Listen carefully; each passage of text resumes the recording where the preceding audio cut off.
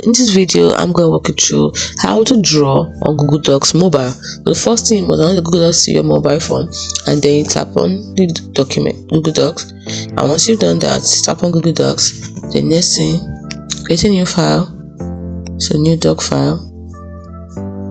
Give a few seconds to create. And once you've done that, now if you want to draw, what do?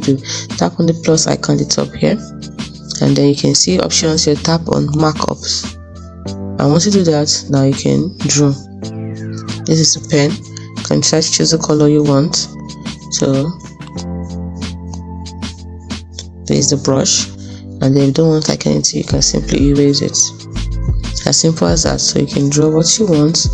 Let's say I want to draw a cat, a funny looking person that is the cat.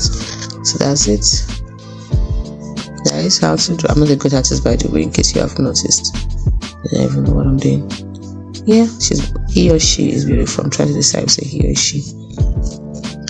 And that is how to draw on Google Docs. Hope you found this video helpful. If you did, like and subscribe to this channel for more.